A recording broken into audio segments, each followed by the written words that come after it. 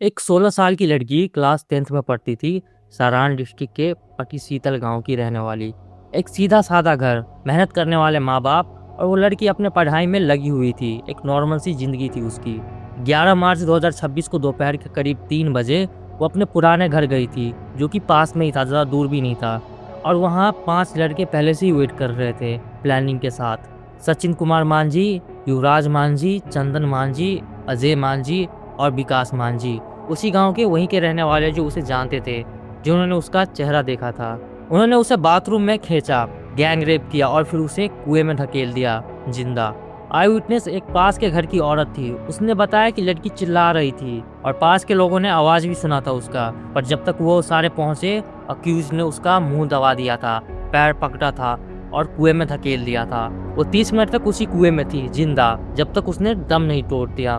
30 minute, जरा सोचो एक बार। और इस सब के बाद में अक्यूज ने किया क्या? उन्होंने गांव वाले के सामने में उस लड़की के माँ बाप को धमकी दिया।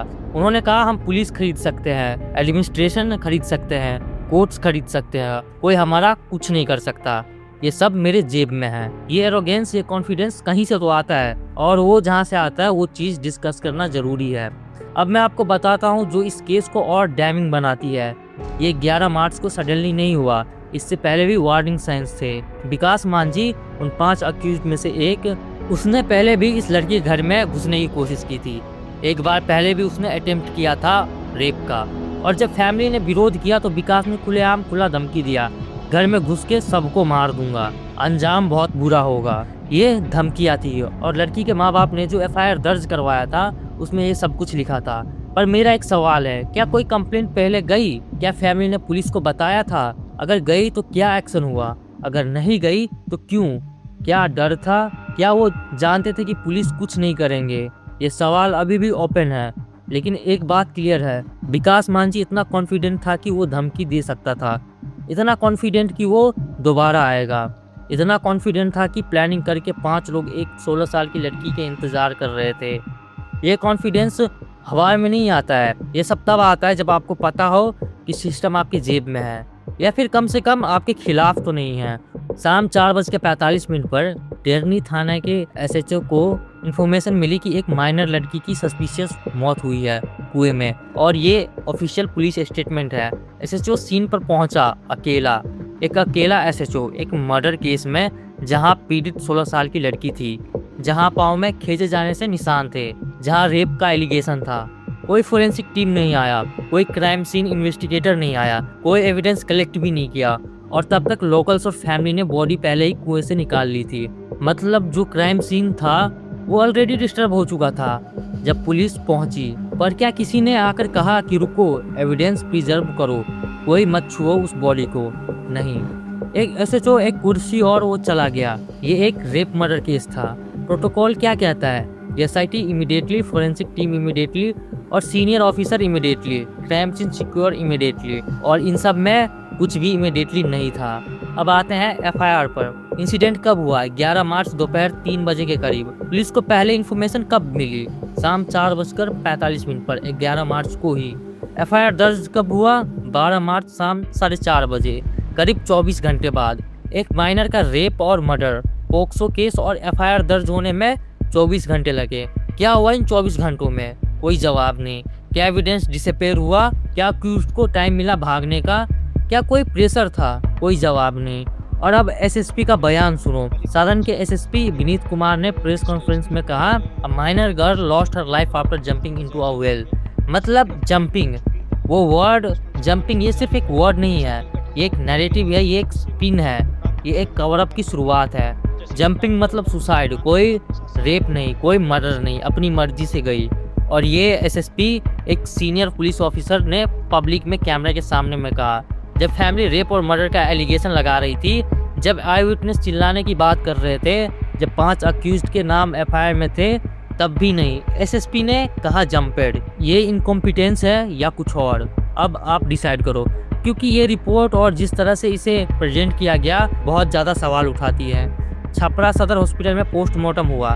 रिपोर्ट में क्या था? Cause of death asphyxia due to drowning, और external injuries, no external injury found. Vaginal swab, no spermatozoon in smear, neither motile nor dead.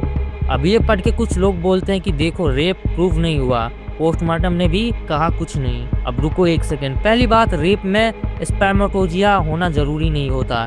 Medical evidence ये कहता है कि अगर विक्टिम को पानी में डाला गया तो वेजिनल एविडेंस डिस्ट्रॉय हो सकता है। अगर 30 मिनट कुएं में रही तो फोरेंसिक एविडेंस डिल्यूटेड या कॉन्टिमेंटेड हो सकता है। रेप प्रूव करने के लिए सिर्फ स्पर्मेटोजिया नहीं चाहिए, इंजुरीज, टिश्यू डैमेज और भी इंडिकेटर्स होते हैं। दूसरी बात, नो एक्सटर्नल इंजुरी, बॉडी कुएं में थी, ड्राउनिंग से मौत हुई, बॉडी पुलेड आउट बाय लोकल्स, कोई भी प्रोटोकॉल फॉलो नहीं हुआ। अगर बॉडी किसी ने पकड़ी, खींची, हटाई तो बाद में इंजुरीज आइडेंटिफाई करना मुश्किल हो जाता है। तीसरी बात, और ये सबसे इम्पोर्टेंट, पुलिस ने कहा vaginal swab, pubic hair, blood, finger nails और क्लोथिंग के सैंपल्स मुजफ्फरपुर FSL भेजे गए हैं। ये कोई फोरेंसिक लैब है जो प्रॉपर DNA एनालिसिस और टिश्यू डैमेज रिपोर्ट कर सकती है। और उन रिजल्ट्स का क्या हुआ? जब रिपोर्टर्स ने सारण के SP से पूछा तो उन्होंने जवाब देने से मना कर दिया। जब SDPO सोनपुर से पूछा तो उन्होंने भी कमेंट करने से मना कर दिया। ये एक 16 साल की रेप मर्डर विक्टिम का केस है और senior police officer FSL result पर कमेंट करने से मना कर रहे हैं। क्यों? क्या रिजल्ट एक्सपेक्टेड नैरेटिव से अलग है? क्या वो रिजल्ट सामने आते हैं तो सुसाइड वाली थ्योरी टूट जाती है? ये सवाल आज भी ऊपर है और जब तक FSL रिपोर्ट पब्लिक नहीं होती, ट्रांसपेरेंसी की बात करना बेकार है। अब बात करते हैं उस एंगल की जो सोशल मीडिया पर बहुत चली। और मैं पहले एक चीज़ सीधा क्लियर करना चाहता हूँ, क्योंकि बहुत लोग इस केस के बारे में एक गलत इन्फॉर्मेशन लेके चल रहे हैं। बहुत सारे लोग और शायद आप में से भी कई ये सोच के आए होंगे कि इस वीडियो की विक्टिम लोअर कास्ट से थी।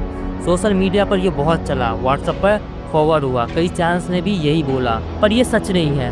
फैक्ट ये है कि विक्टिम राजपूत फैमिली से थी, अपर कास्ट से।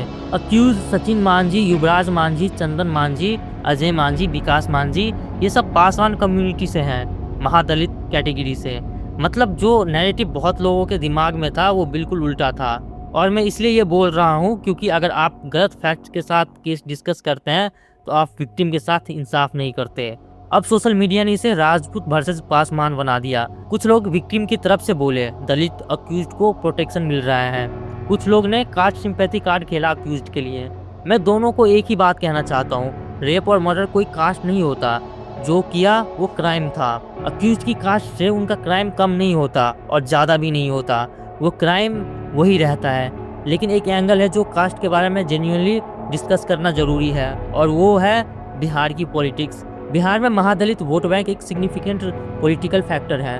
नीतीश कुमार की JDU और BJP की कोलिशन गवर्नमेंट दोनों महादलित वोट्स के लिए कम्पीट करते हैं। कोई 10,000 देता है तो कोई फ्री में चावल बंटवाता है। इस पॉलिटिकल रियलिटी का मतलब यह है कि जब अक्यूज्ड दलित कम्युनिटी से होते हैं तो कभी कभी एक्शन स्लो हो जाता है, क्योंकि एक्शन लेना पॉलिटिकली कॉस्टली लग सकता है। ये मैं नहीं कह रहा कि नीतीश कुमार या कोई स्पेसिफिक नेता इस केस में इन्वॉल्व है। मैं ये कह रहा हूँ कि बिहार में वोट बैंक पॉलिटिक्स की वजह से पुलिस और एडमिनिस्ट्रेशन कभी कभी ऐसे केसेस में हेसिटेट करते हैं जहाँ अक्यूज्ड पॉलिटिकली प्रोटेक्टेड कम्युनिटी से हो। और ये पैटर्न कोई नया नहीं है। जब पावर स्ट्रक्चर प्रोटेक्ट करता है अक्यूज्ड को, चाहे कास्ट की वजह से चाहे पॉलिटिकल कनेक्शन की वजह से, तो विक्टिम की कोई कास्ट नहीं होती, वो सिर्फ एक औरत होती है जो सिस्टम से हार जाती है। अब बात करते उस बड़े सिस्टम की जो इस सब के पीछे है। इंडिया में पॉक्सो एक्ट है, ये 2012 में आया, स्पेसिफिकली बच्चों के साथ सेक्सुअल क्राइम्स के लिए। क्रिमिनल लॉ अमेंडमेंट एक्ट 2013 में आया, निर्भया कांड के बाद। फास्ट ट्रैक कोर्ट बनाए गए, स्पेशल प्रोसिक्यूटर्स लाए गए, डेथ पेनल्टी का प्रोविजन रखा गया चाइल्ड रेप में। इंडिया में ये सब कागज पर ही है, जमीन पे क्या है? इंडिया में रेप केस में कन्विक्शन रेट करीब 27% है। मतलब हर 100 रेप केसेस में से सिर्फ 27 में कन्विक्शन होती है, बाकी 73 केसेस में अक्यूज फ्री हो जाते हैं। यह केसेस ड्रैग करते हैं सालों तक। और इस स्पेसिफिक केस में 4 अक्यूज अभी भी फरार है, सिर्फ एक अरेस्टेड हुआ है। FSL रिजल्ट पब्लिक नहीं हुई है। पोस्टमार्टम रिपोर्ट का भी कंट्रोवर्सी है। गांव वाले ने डिमांड किया कि CBI प्रोब कराए, स्टेट पुलिस पर भरोसा नहीं है उनका, क्योंकि खुलेआम धमकी दे कि पुलिस मेरे जेब में है तो गांव वाले भी क्या कर सकते हैं। बिहार सवर्ण आयोग के चेयरमैन फैमिली से मिलने गए, एश्योरेंस दिए, एश्योरेंस, सिर्फ एश्योरेंस, लेकिन वो लड़की वो वापस नहीं आएगी। कोई एश्योरेंस उसे वापस नहीं ला सकता। जब अक्यूज खुद बोल रहे थे कि पुलिस खरीद सकते हैं, तो ये एरोगेंस कहाँ से आई? उन्होंने ये सेंटेंस एक हवा में नहीं बोला था, उन्होंने ये तब बोला जब उन्होंने देखा था कि सिस्टम किस तरह से काम करता है, कि एक एसएचओ अकेला आता है, बैठकर चला जाता है, कि एफआईआर 24 घंटे बाद दर्ज होती है, कि एसएसपी प्रेस में सुसाइड बोलता है, कि एफएसएल रिजल्ट रिपोर्टर्स को बता ही नहीं जाते, उनसे छुपा के रखते हैं। ये सब देख के उनको यकीन हो गया था कि वो बच जाएंगे, और यही इस सिस्टम की सबसे बड़ी फेलियर है। क्रिमिनल्स को डर नहीं होता, क्योंकि उन्हें हिस्ट्री पता है कि हमारे पुलिस वाले, हमारे इन्फोर्समेंट, हमारे जुडिशरी कैसा है। तो ये है सारन की कहानी। बस एक बात ध्यान में रखो कि ये इंडिया है और यहाँ पे कुछ नहीं हो सकता। तो इस वीडियो के लिए बस इतना ही।